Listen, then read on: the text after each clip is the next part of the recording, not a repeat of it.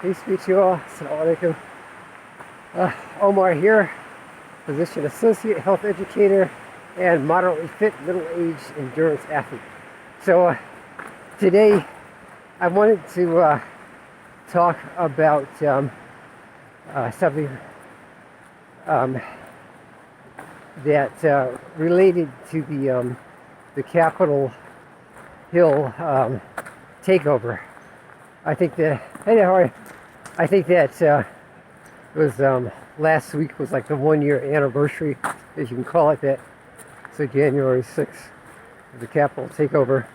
You know, a lot of people are going to jail, and many of those people are complaining about their jail sentences. And it's people from various backgrounds and different ages. But I wanted to speak in particular about the young people. You know, those folks who I call post-teenagers, so early 20s, 19, 20, 21, 22 years old. One of the caveats I would issue to any young adult is be careful in the thing in which you are getting caught up. Be careful of the rhetoric and the energy of your seniors, you know, myself included. You know, I'm in my 50s. I've got young adult children. My wife and I got 4 children.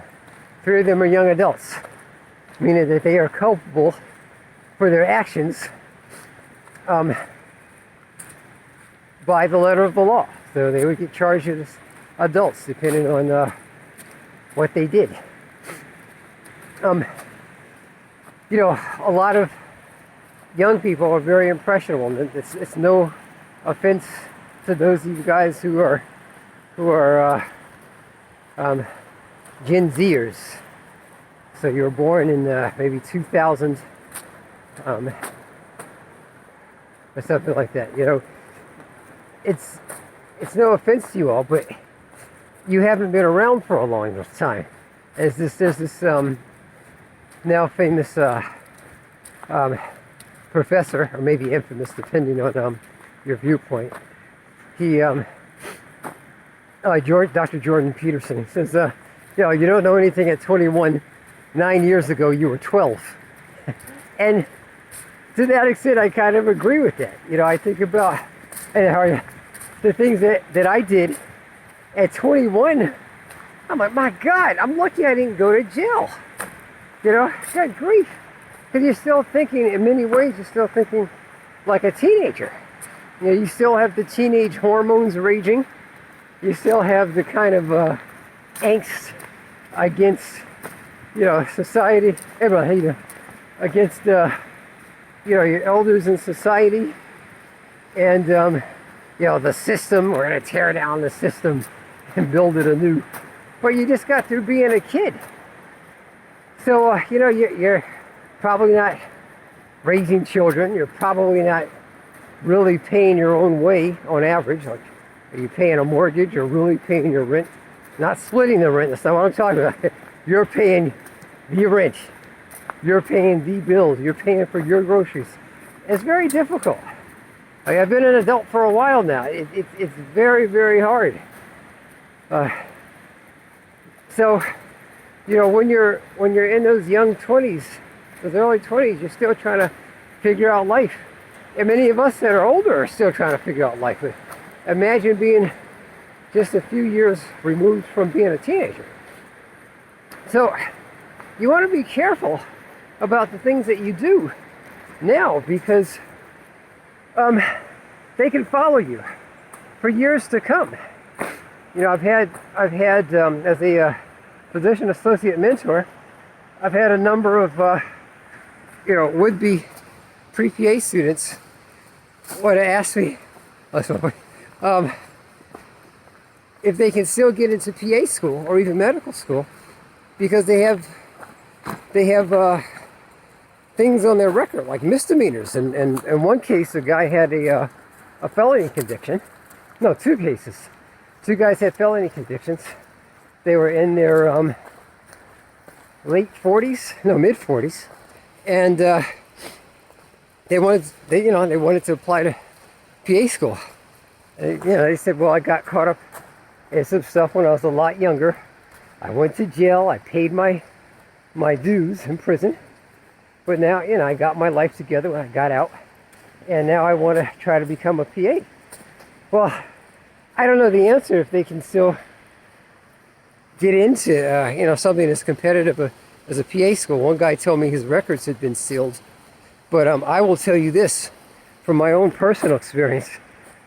When you're applying for your license, one of the questions on the license questionnaire is, have you ever been charged with a felony conviction?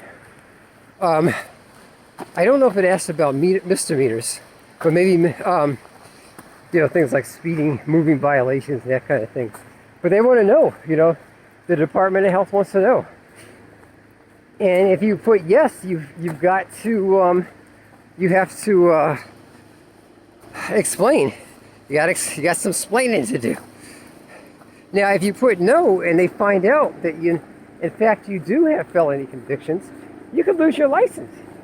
You can have it suspended or revoked, because there's another part on that licensing agreement that says I have filled out this form to the best of my knowledge, and everything here is a truthful statement to the best of my knowledge.